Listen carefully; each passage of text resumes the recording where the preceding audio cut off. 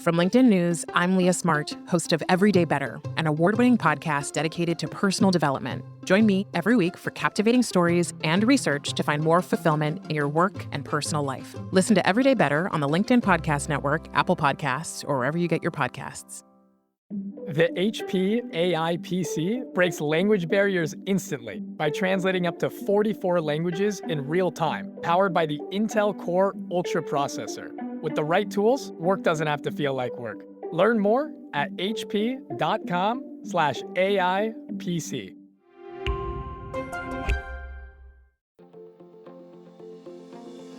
Hello, my friend, and welcome to another exciting episode of Negotiate Anything Live. In this special segment, we're sharing one of our LinkedIn Live events where listeners like you can join the conversation and shape the episode with your comments and questions. We've put a link to the event in the description of today's episode, but make sure to follow me on LinkedIn so you can join the conversation next time. I'm really glad you're with us today. With over 10 million downloads and listeners from more than 180 different countries, it's dedicated listeners just like you who have made Negotiate Anything the #1 negotiation podcast in the world. I'm your host, Kwame Christian. I'm a business lawyer, mediator, author, and the proud CEO of the American Negotiation Institute. Now, before we dive into today's episode, I have a golden opportunity for those of you who recognize the power of negotiation in your professional lives. At the American Negotiation Institute, we've crafted specialized keynotes and workshops tailored for those very needs. We've transformed the negotiation skills of professionals worldwide, and we're eager to do the same for you. We believe the best things in life are on the other side of difficult conversations, and our goal is to help you improve your lives and the lives of those around you, one difficult conversation at a time. Don't let another challenging conversation leave you second guessing. Click the link in the description to discover how we can help you find confidence in conflict, negotiate better deals, and have stronger relationships. Because in the world of business, every conversation counts. And now, without further ado, let's jump into the interview.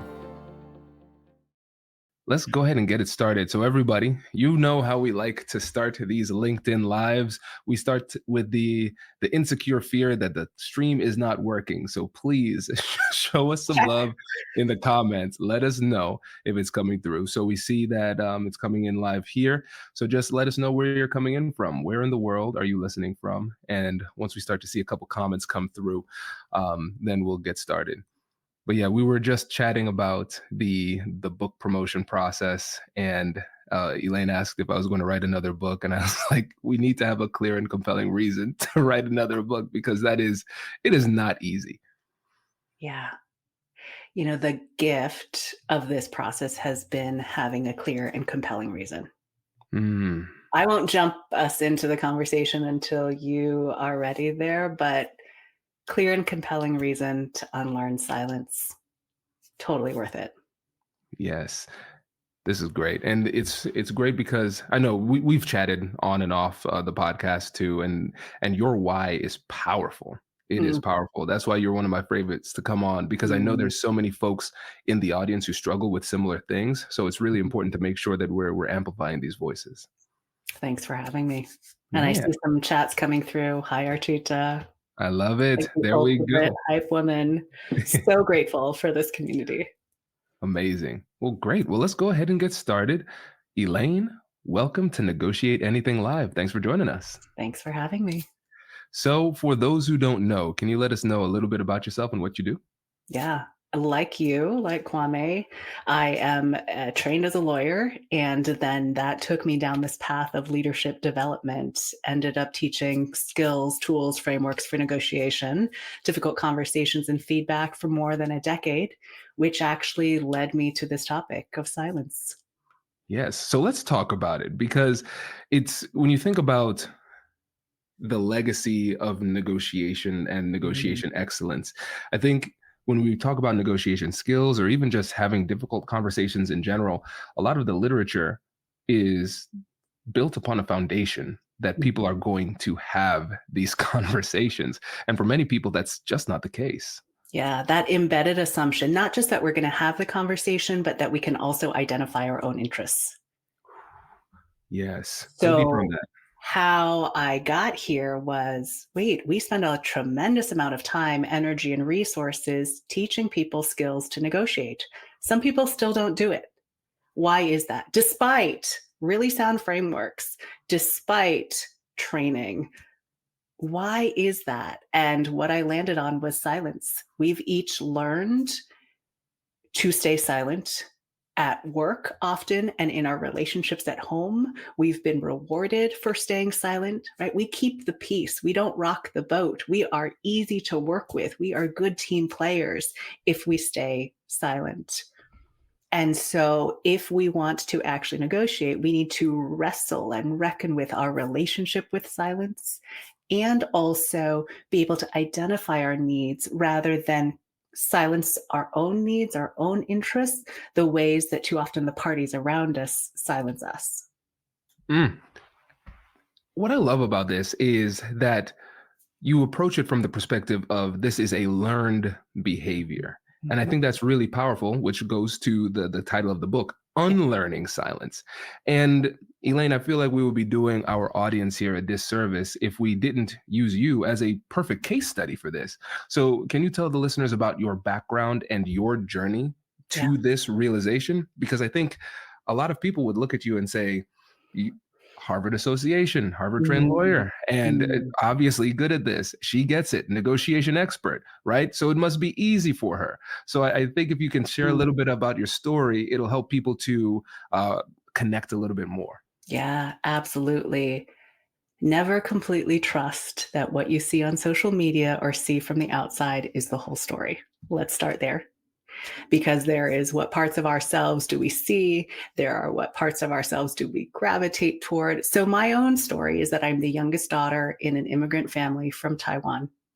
That in an Asian culture, you show respect by giving deference to your elders, by not pushing back. Even asking a question is disrespectful at times. So I was very, in Mandarin, the term is guai, right? Very well behaved, follow those rules, very respectful.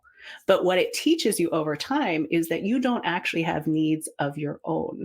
That if you have needs, in negotiation speak, we would call those interests. You are needy, which we don't want to be needy. That's not rewarded in society.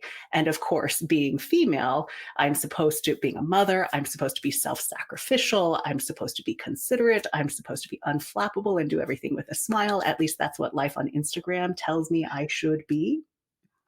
And so, where in all of that is there room for me? I also grew up professionally teaching concepts out of getting to yes and difficult conversations and doing that worldwide and thinking actually my value of what I added as a facilitator was only related to the concepts I was teaching rather than the person I was. So everyone says you write the book that you needed when you were younger. I would say I wrote Unlearning Silence because it is the book that I need now and that I continue to need. Unlearning Silence is a journey, but this journey of writing the book has taught me that I actually do have a voice. I do have thoughts that can influence the people around me, influence the relationships I'm in, and fundamentally influence the world around me. This is great. And what we see here, listeners, is that there's an element of culture, strong gender dynamics here too.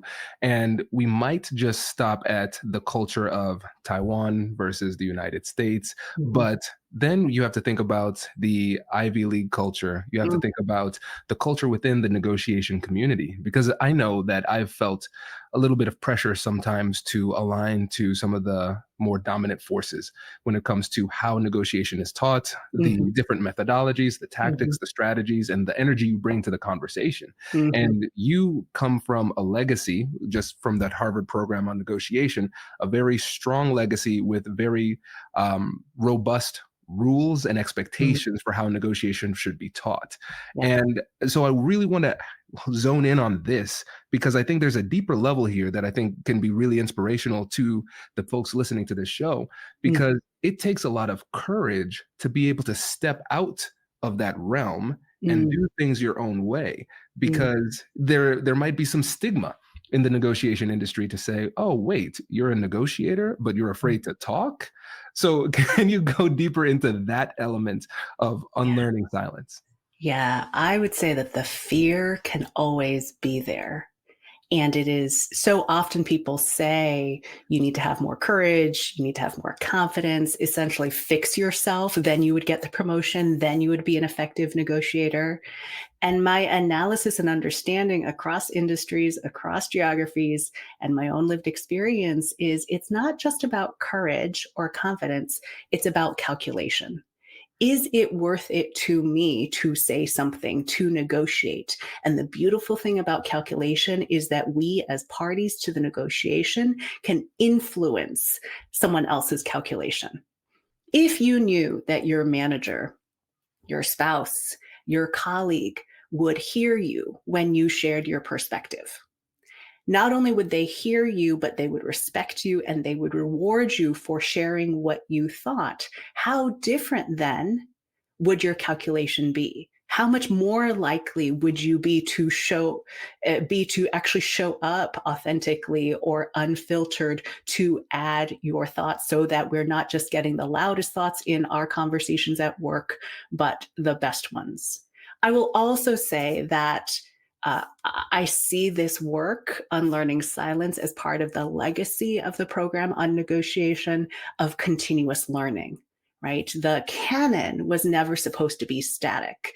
The canon was never supposed to be, here is how you negotiate, the end, we're done. It's how do we continue to all get better at our craft?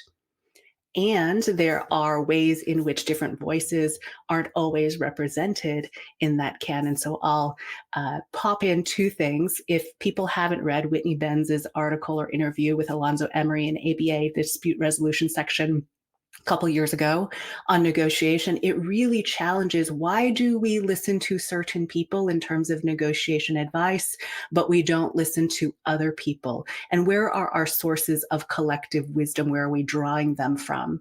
And also plug Damali Peterman's book that is coming out in a couple of months, Negotiating While Black, which really bucks this trend of mimic me as the prescription for negotiation and says our uniqueness is our superpower. So lots of different resources out there to continue this legacy of continuous learning. Hello, my friends. Before we get back to today's episode, I want to ask you a question. Have you ever wondered how to elevate your team's negotiation game and how you can help the folks on your team have better, difficult conversations? At the American Negotiation Institute, we offer transformative keynotes and workshops tailored to empower professionals with top-tier negotiation and conflict resolution skills. Whether it's a keynote for your next event or hands-on training for your team, we've got you covered. Don't just negotiate. Master the art with the American Negotiation Institute. Click the link in the description to find out more. Elevate, negotiate, and succeed. Introducing the HP AI PC, your powerful AI assistant. Easily search through personal files, gain valuable insights, and make smarter, more informed business decisions. Unlock the future of work today with the HP AI PC, powered by the Intel Core Ultra processor. With the right tools, work doesn't have to feel like work. Learn more at hp.com/AIPC.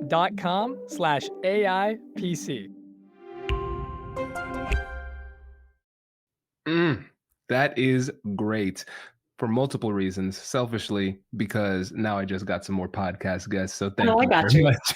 I appreciate that. And she's funny. This is good. I love that. The audience loves that too.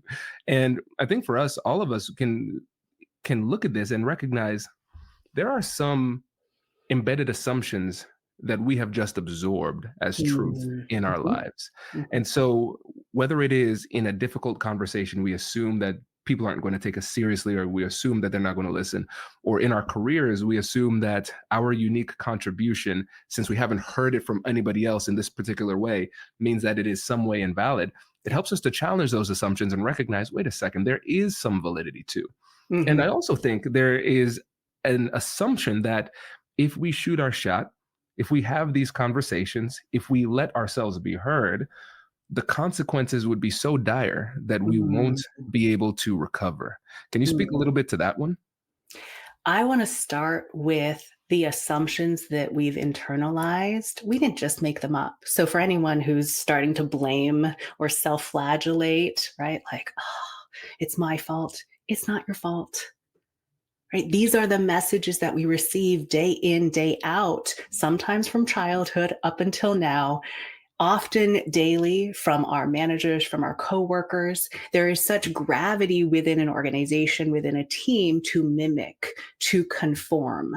And often the advice around influencing is look and sound like other people, because research shows that we're more likely to want to work with, would more likely to like someone, and more likely to say yes to someone who looks and sound like us. So it's not just that we made it up, that we would end up feeling like silence, either silencing ourselves or keeping our mouths shut, is the safer or more beneficial option. It makes sense why silence is a survival tactic in so many work contexts. And I want to highlight that unlearning silence isn't just about unlearning our own silence. It is also a call to well-intentioned leaders to say, in what ways might I be unintentionally silencing the very people I claim and aim to support? That's chapters 5 and chapters 9 of the book, of that awareness and that action. But all of that is to acknowledge that we all together are in a contributive system. I cannot say that it is just on Kwame to find and use his voice, because whether he finds and uses it is related to how I treat him, how I show up for him, whether I challenge or perpetuate the operating assumptions that he has from operating in this world. What I love about that is that it helps us to recognize the bigger picture Mhm. and recognize also how after we get to this point where we feel more comfortable speaking, how then we could use our voice to empower other people. And when you think about it through the systemic perspective, we can recognize, oh, wait, now I can use these negotiation skills to create positive change in my Mhm. organization and my community in a way that allows other people to feel more comfortable letting their voice be heard as well. Totally. Silence breeds silence. The more we see other people staying silent, the more we see them not negotiating, right? We look at an organizational system. If you are new to the system, if you are more junior, we inherently look around and say, how do things work around here? Because I don't want to be the one to step out of line. I don't want to be the one to dip my toe into who knows what. And so I'm observing to see, do other people push back here? Those EVPs, do they push back on the CEO or not? Is that appropriate here? Is that rewarded here? And our brains often subconsciously do the calculation of, oh, it's not worth it. But if silence breeds silence, voice also breeds voice. The more we see people pushing back, asking questions, and that there is a positive response, the more it is normed, the more it is normalized. So each of us have a contribution to whether we are building a culture of silence or a culture of voice on our teams, in our organizations, and in this world. Now, let's say, hypothetically, there's I love a good somebody hypothetical. out here listening saying, you know what, Elaine, I realized I have been silencing myself and I want to unlearn silence. Mhm. Other than buying your book, which should be the next step, Yeah. how do we operationalize this? Yeah, I love that question. Please do buy the book, because I'm going to give you step one. I'll give you step 1 and 2, and then there's a reason there's a book to follow it up and really operationalize it. So I want you to have that richness and context and support. Step 1 is to accurately diagnose the situation. So often, not being heard has been diagnosed as you're not speaking up enough or in the right way, right? Going back to you're not courageous enough, you need more confidence, you need more assertiveness, go fix yourself. Versus there's this thing called silence that we've all learned and that we often all perpetuate. And so, what assumptions have I internalized over time about who gets to speak, about what's appropriate? What of those things have I verified in my current context and system? And which of those are legacy from my old team, my own old workplace? So, step 1 is awareness, which is why the first half of the book is structured as awareness. And step 2 is action. The first action step would be to recultivate your voice. If you're wondering, do I have a voice? What does my voice sound like? Right? I've been so busy and so consistent and so rewarded for solving for what does my manager want, or what does leadership want, or what's the party line, that I forget I might even have unique value add thoughts of my own. The first question I would ask myself in any conversation, and this is internal work, is really just, what do I think? Not what does my manager think, not what does my mom think, not what does my spouse want me to think, but what do I think? And just notice that, right? As you're listening to my conversation with Kwame right now, what do you think? What's your reaction? What's coming up for you? And in asking that question repeatedly, you recultivate the notion and the awareness that you have your own voice, that you have your own perspective. And then you get to the decision of when, where, and how, if you want to share that with other people. I love this step of asking yourself, what do I think? Mm. And the reason I love it is because it seems so obvious that people overlook it. So there's a lot of profundity behind that question, not only in the nuance that can be discovered through asking that question and truly exploring it, but also by exploring why it is that we don't truly take the time to ask ourselves what we want. Can you get into that a little bit? Well, because it's scary, Kwame. Right? And we are on high alert for anything that is fearful, that has fear, that has uncertainty, particularly in this day and age. Right? This call and this invitation to unlearning silence is fundamentally disruptive, not just to our teams and our relational dynamics, but to me. And if we are all moving through the world at hyperspeed, who has time to open up a can of worms that actually is messy about what messages I might have internalized? And so, at some level, it is more efficient in the short term to go through the world on autopilot. We know how to do that. We click into the next meeting, done, check. We reply to that email, done, check. Now, there's short-term benefit to that, but I'd argue that there is long-term cost. Because the question for me and the invitation to each of us is, what life do we want to live? Right? How do we want to use our voice for leadership and life?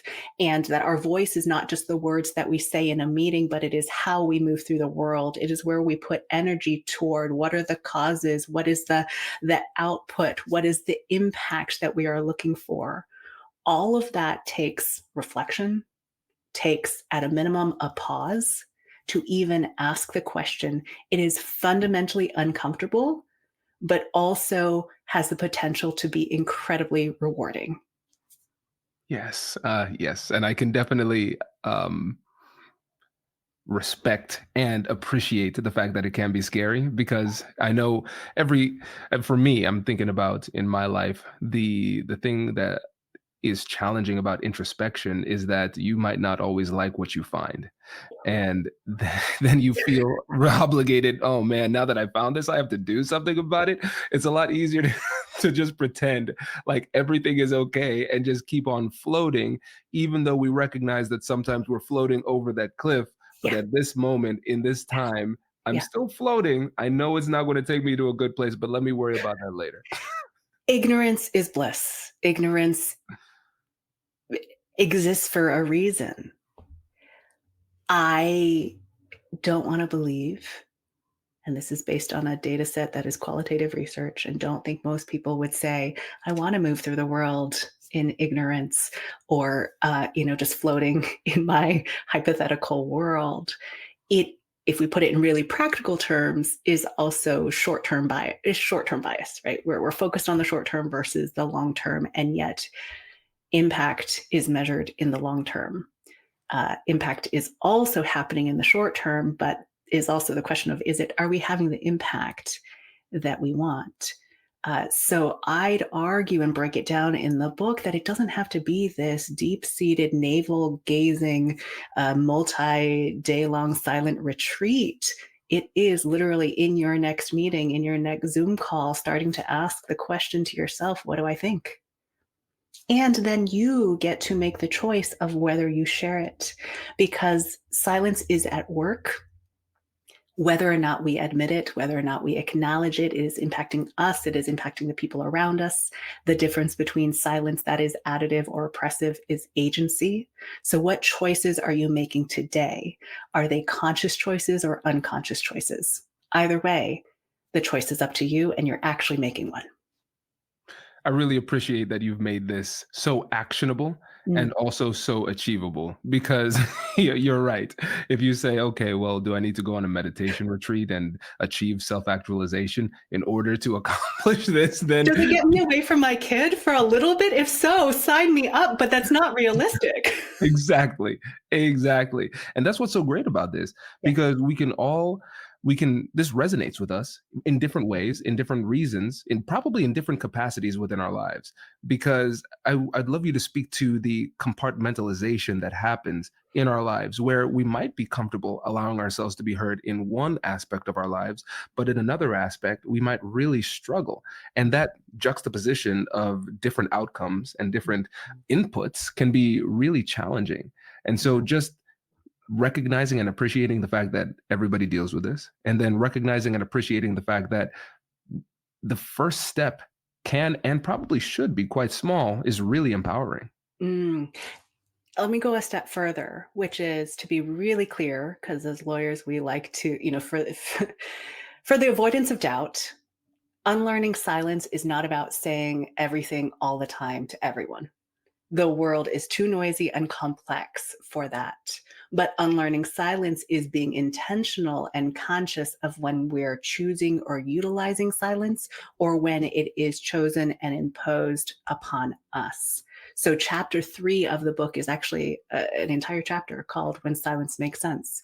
We know that our workplaces in this world is complex. We know that for many of us, silence is a strategy for survival. Silence is also essential for self care to make it through to the next day and to not let that silence, that utility of silence, give ourselves a pass for living out the values that we hold, for influencing the world toward the way that we want to see it become. And I can hear a lot of people breathing a sigh of relief, Yeah. saying, Or the oh, avoidance of doubt. Rewind, listen again. Let's be really clear about what we're saying and what we're not saying.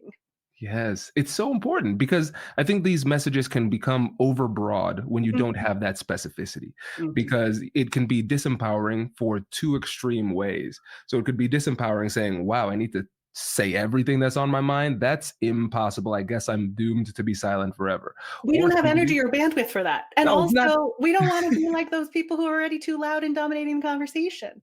Exactly. It's not a lifestyle that we even want to have. And then let's say somebody says, "You know what? I'm gonna live that lifestyle." And we do it for a while. And then we realize, wait, I have unmuted myself to the extreme and I don't enjoy it and nobody else does and everything got worse. So So there has to be that middle ground. totally, and let me, if I haven't already, be clear or repeat a definition. Voice is not just the words that you use in a meeting. Voice is how you move through the world. And so this applies across lines of introversion, extroversion. This applies in terms of whether you are more inclined and more able to speak in real time, talk in real time versus text or type. So often in our workplaces, the ability to speak in 3 succinct bullet points with no ums, with just the right of amount of emotion that it seems like you care, but not too much emotion that you lose credibility. And by the way, if you're femme presenting, you also need to smile, but not too much, really limits our ability to hear each other.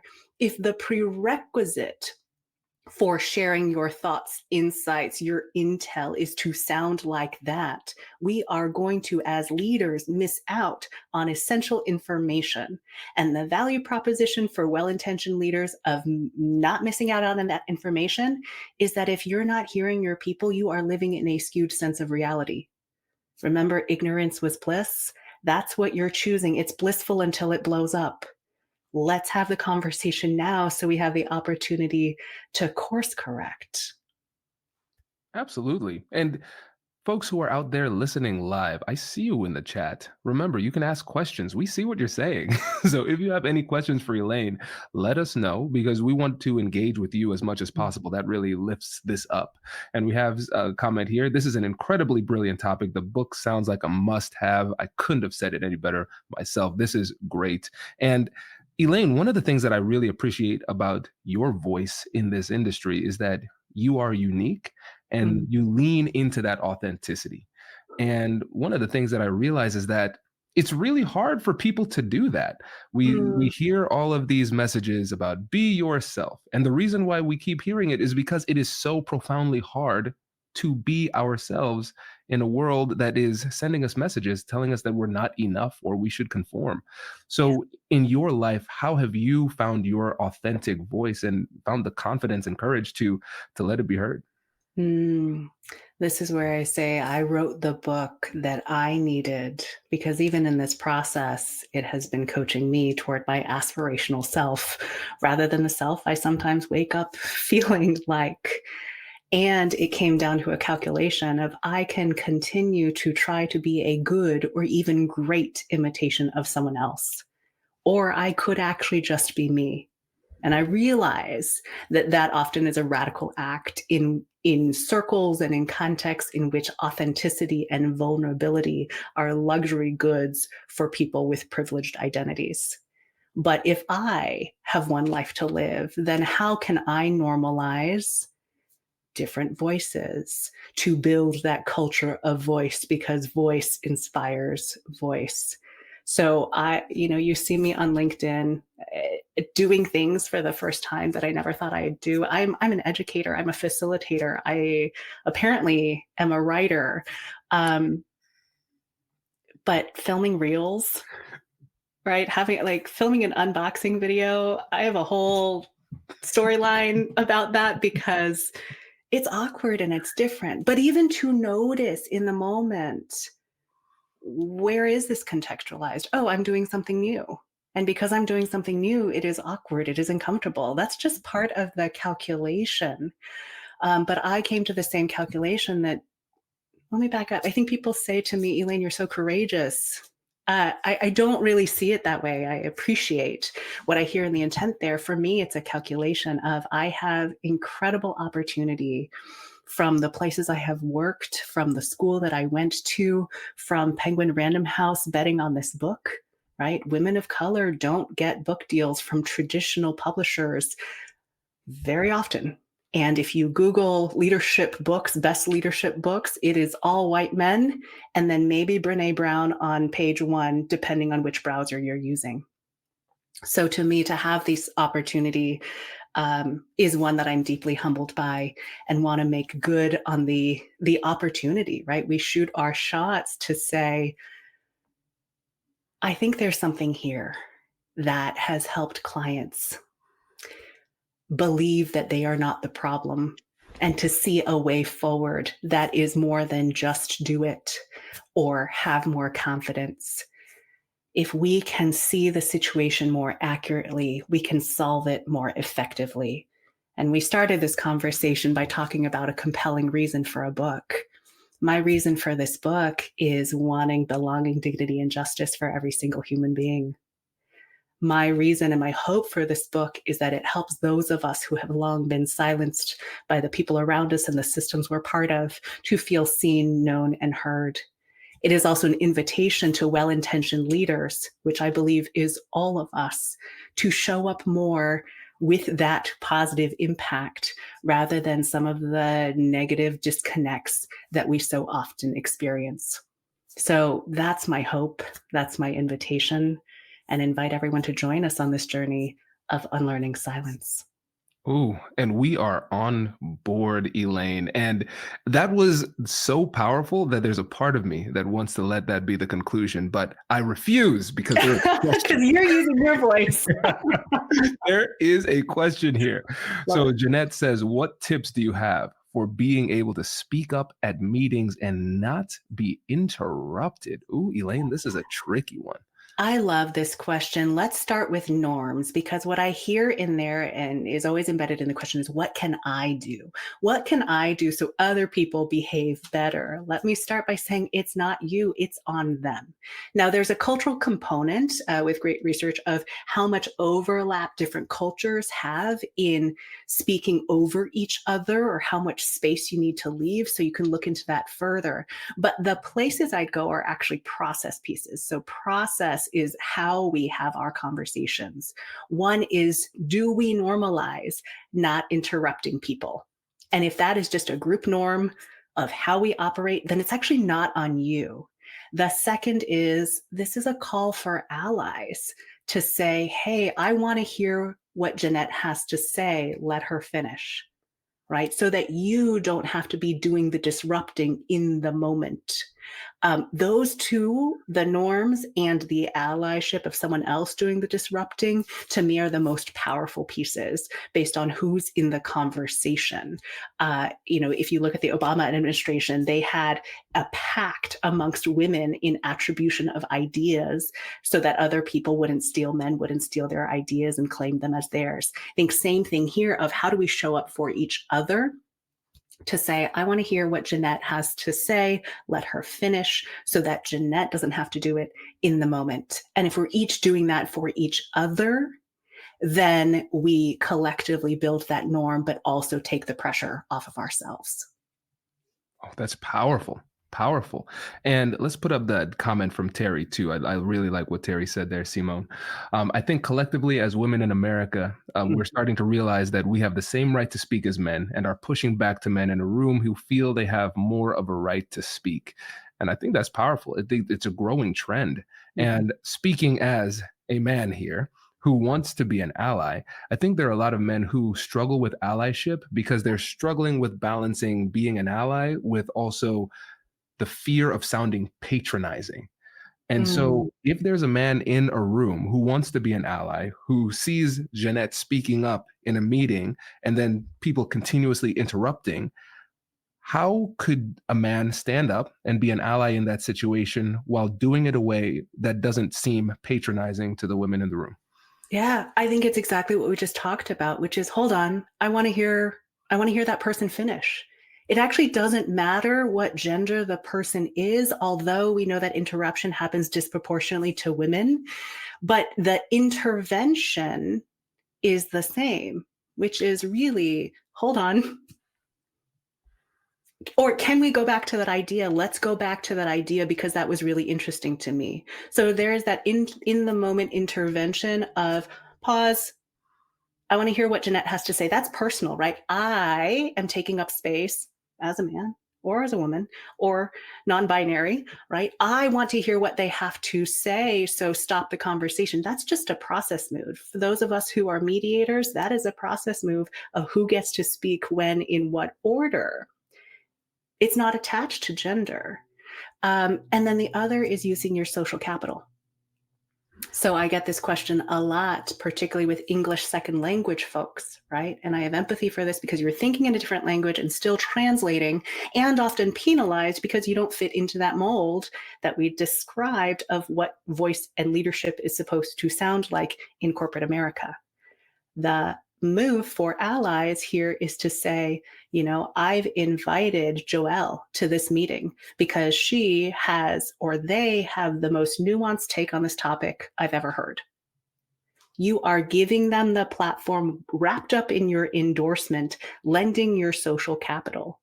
So often people say, I feel so badly for my colleague. They're not getting invited to the meeting. I'm empathizing with them in my office. Okay, great. That private empathy is nice. We get a little bit of oxytocin, but better is public endorsement.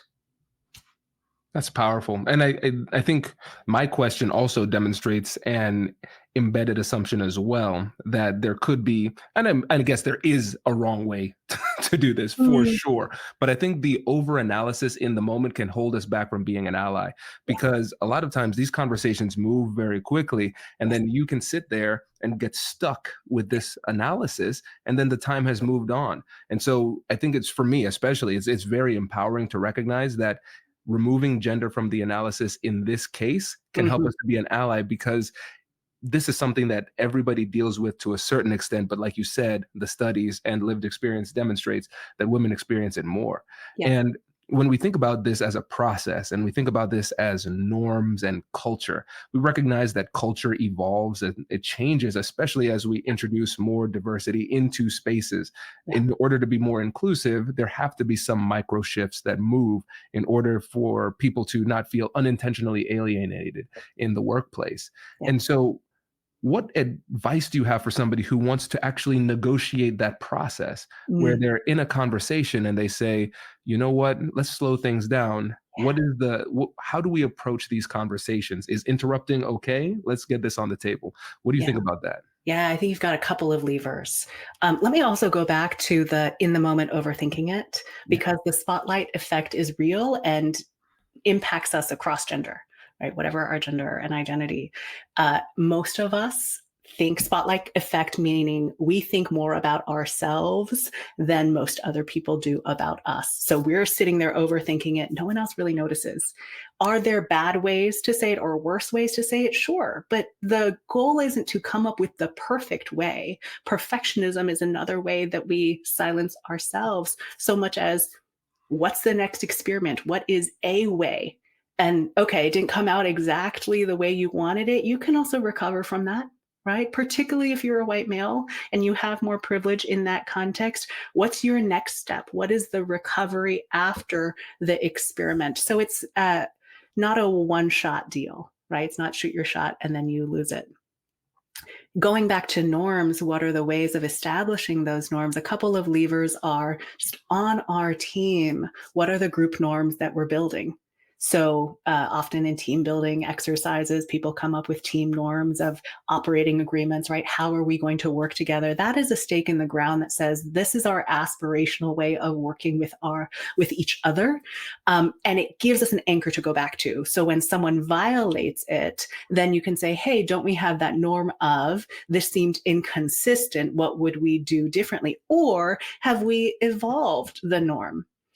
The thing about process is to realize that there's always a process happening. And if we don't actively design the process, we default to the process, the preferences, the patterns, the habits of the people with the most organizational and institutional power. Those meetings that are so painful for everybody, that don't seem to have an agenda and aren't productive, they happen because we didn't design the meeting. So I would argue that everyone actually has the standing or the right to say, hey, could we do this? Or what about that? And to use your preferred communication medium. So that could be emailing ahead of time to say, let's try something new. Or in the meeting to say, hey, what if we pause here? Or, we've been going at this for a while. Can we take a break? And when we come back for the break, let's start here. Often we delegate that role of meeting facilitation to the person we think owns the meeting. And often they don't actually think they own the meeting. So then no one's really managing the meeting. No one's leveraging this incredibly powerful tool of designing the process of how we work together. So in the book, I talk about 3 levers for voice that often when we think about using your voice, we're thinking about what do I have to say? What is the substance, the terms and conditions of the negotiation? Well, we miss out on the lever of relationship. We can talk about that. And we miss out on the lever of process, which again, in the mediation context, you're hiring someone to do that. But even if you're not in a formal mediation with a mediator, professional mediator you've hired, you can leverage the same tools to fundamentally influence the outcome of the negotiation and the conversation because you're paying attention to it and influencing it. I love that. This is great. And Elaine, there's one question I've been hesitating to ask this one. I think this is the toughest one. Okay. So let's say there's somebody in the audience who's really struggling with this and they've listened to this and everything's resonating with them. What book would you recommend that they read to help them take the next step? This feels like a trap question, but I'm going to answer it as honestly as I know how. You better answer it the right way. Okay, this feels like a test. There's a book. that I wrote called Unlearning Silence, How to Speak Your Mind, Unleash Talent, and Live More Fully. It comes out into the world stateside March 19th, in the UK and territories March 21st, Spanish translation coming April 11th, in all formats. If you're listening to an audiobook, you're gonna, warning, it's more of my own voice, but invite you to leverage that resource. It is really written and intended as prescriptive nonfiction, so that we each unlearn the ways we silence ourselves, the things that we can influence and control, and an invitation to all well-intentioned leaders to actually start supporting the people you lead rather than silencing them. Kwame, did I get the answer right? Yes. Okay. Thank you. Thank you. Thank you. This is great, Elaine. Thank you so much. Listeners in the chat, please give Elaine some love and bonus points. If you tag somebody who needs to hear this today, let them know. Elaine, thank you so much for coming back on the show. Really Thanks appreciate for having me, Kwame. Congratulations! You've just joined an elite club. By listening to a full episode, you're now officially on the Negotiate Anything team. So welcome aboard. What most team members do is they subscribe to the podcast because that allows them to automatically get the latest episodes of the show. The best things in life lie on the other side of difficult conversations. Keep learning, keep practicing, and keep getting better. Your relationships will improve, your career will soar, and you'll have the confidence you need to get the most out of these crucial conversations. Again, thank you for joining the team. We're excited to have you, and I will see you in the next episode. I'll catch you later.